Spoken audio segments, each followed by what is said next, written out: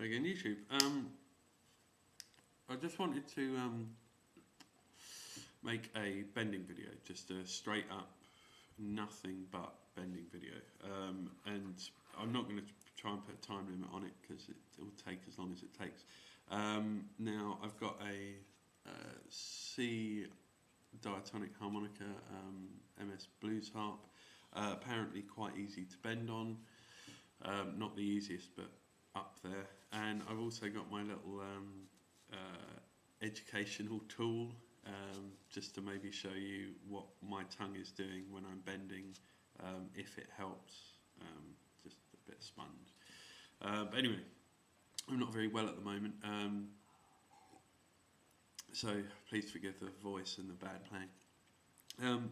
But anyway, so what is bending? Bending is, well, to show you, it's changing the note that you're playing on a single hole. So you're using the same reed and the same air pressure. You're just changing the note by bending the reed back a little further. And once you get the knack of it, you'll feel what it's doing in the harmonica. It might not be correct, but that's what it feels like. So in essence, if I take on the C diatonic harmonica, if I take the 4 draw and then try and bend it, this is what it sounds like. Unbent.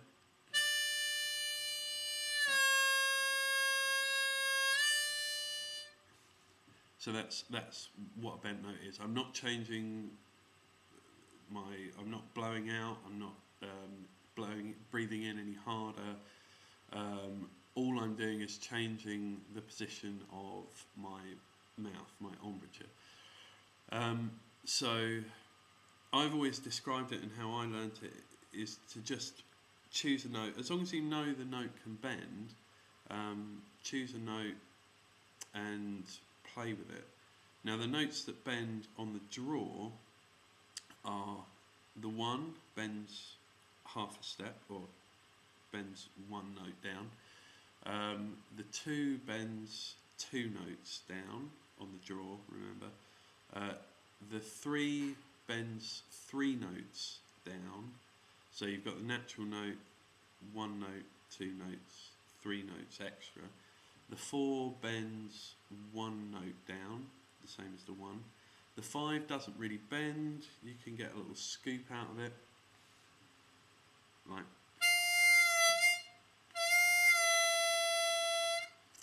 doesn't bend a whole step, but maybe a quarter of a step. And the 6 bends 1 note's worth.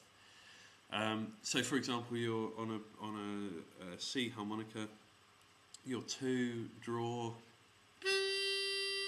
that's going to be a G, and then that will go down to a G flat and an F. So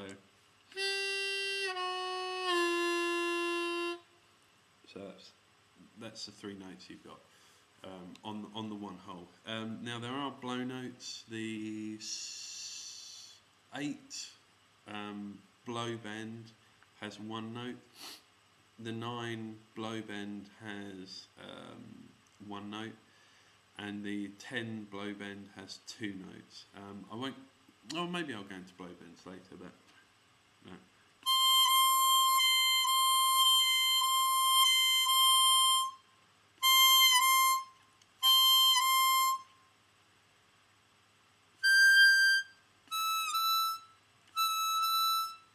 I'm not very good at them. This is a new harmonica as well, so I don't even know if I'll be able to get a blow bend on this.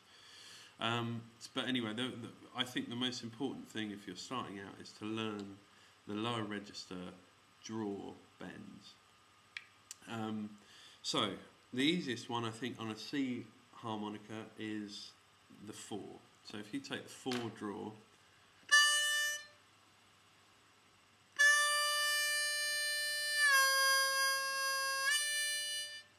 that's what you're looking for. So what's happening in your mouth when you do that? You might be able to see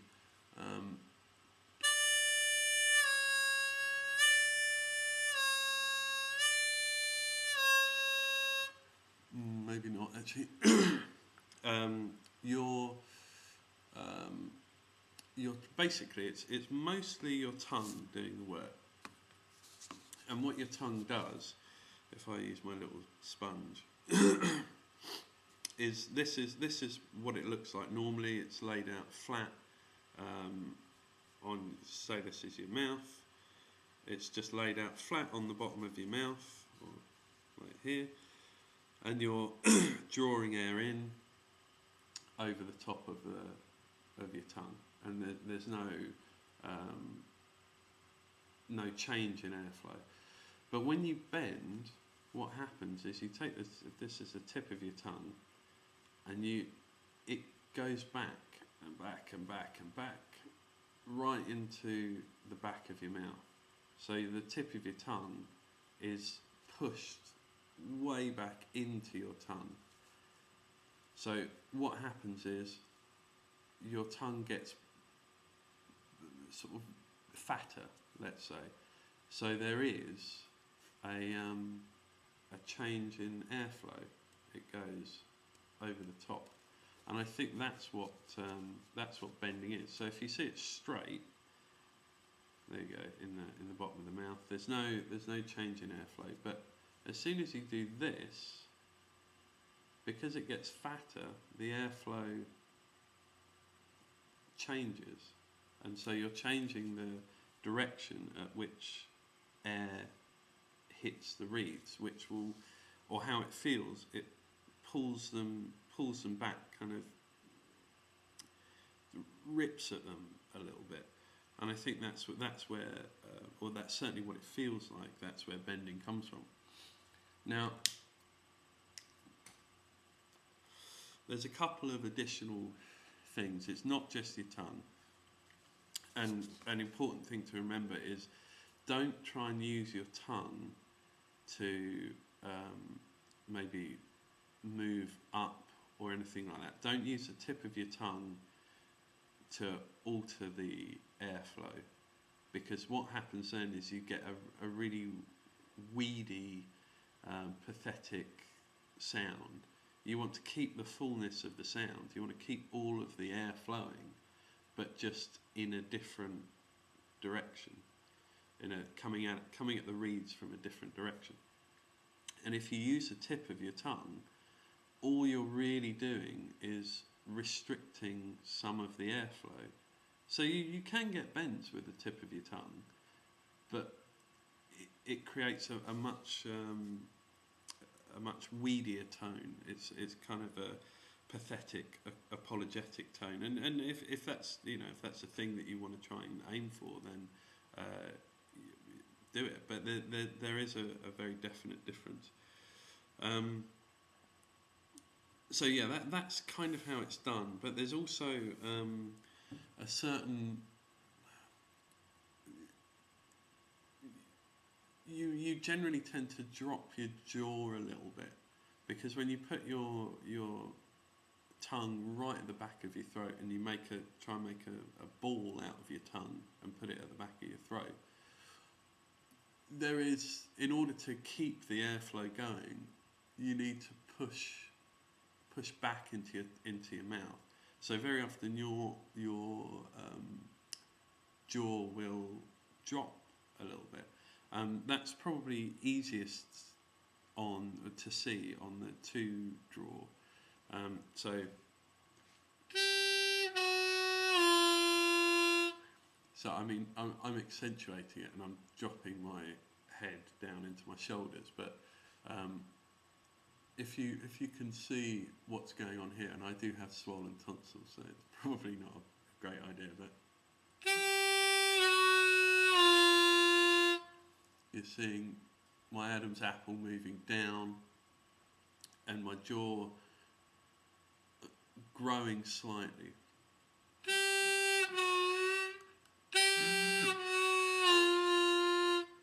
Especially on that full, that F, my jaw's coming right down as well.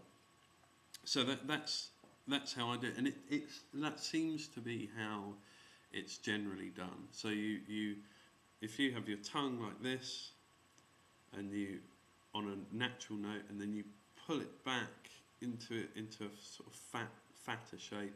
It changes the way that the airflow hits the reeds, and then because you're doing that, you need to drop your jaw a little bit, and that's how you get bend. Now, obviously, that's not going to be the same for everybody, and it's about learning the muscle memory, because it's all well and good being able to go, but that doesn't help you. You need to be able to hit a note exactly without having to move down into it. So if you're playing,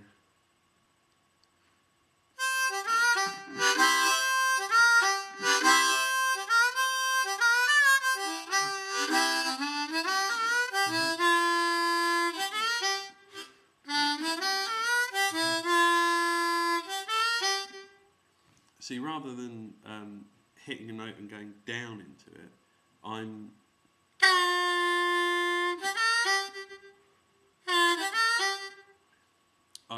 hitting that note bent and then moving on to it. So it gives you an extra note, or it gives you loads of extra notes actually bending. But you don't always want to be sliding down into that note. You need to be able to hit it. And there's plenty. I've got a practice, actually that practice tune, to help you hit specific notes. Is quite useful. Have a look on my channel for it. I might link it in the description or something. But that's important, and that's only going to come from muscle memory of your tongue. Being able to hit those tongue positions exactly without having to move into them. So without having to go, you need to be able to make the shape in your mouth automatically. And I think the easiest way of doing that is just to practice going down and up and separating them. So rather than just going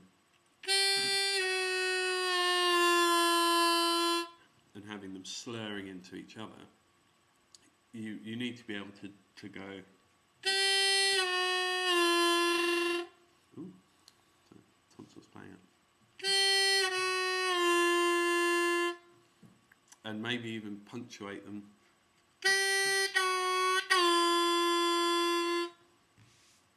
Like that, and then just keep practicing them. I mean, for example, the 3 draw. I did have it fairly well once, but 3 draw bends are really hard. So.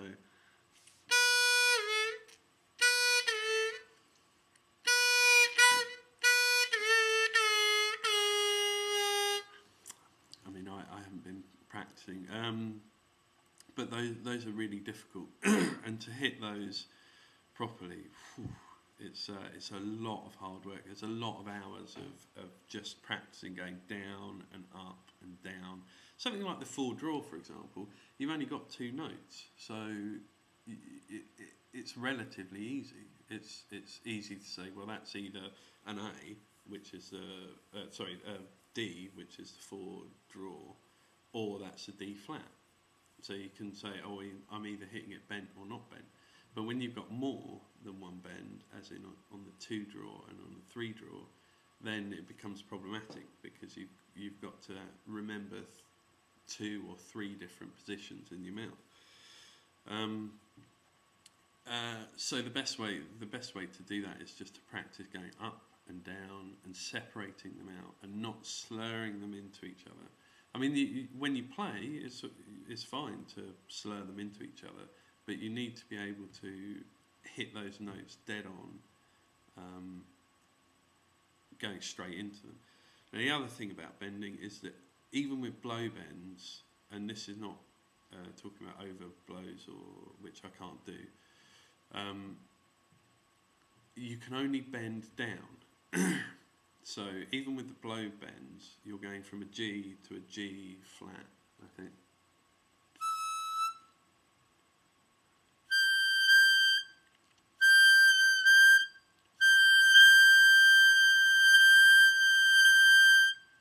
So you're going from a G to a G flat there, and then on the 2 draw, you're doing exactly the same thing, going.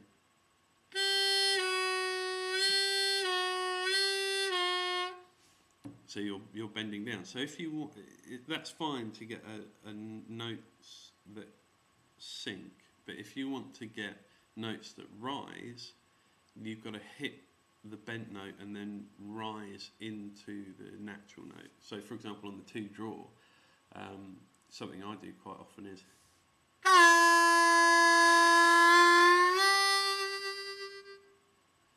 and then maybe into a chord.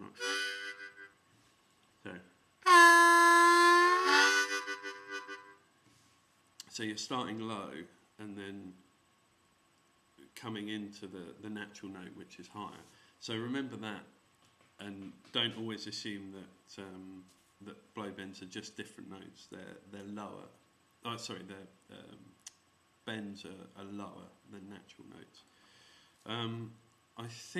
I hope that helps in some way, but that's as in depth as my bending can be. Like, just remember the position of your tongue, make it a fat ball rather than a straight plank, and drop your jaw. And those are the 2 main things that that I do, that I can notice about myself, and I hope that helps. All right, cheerio, bye.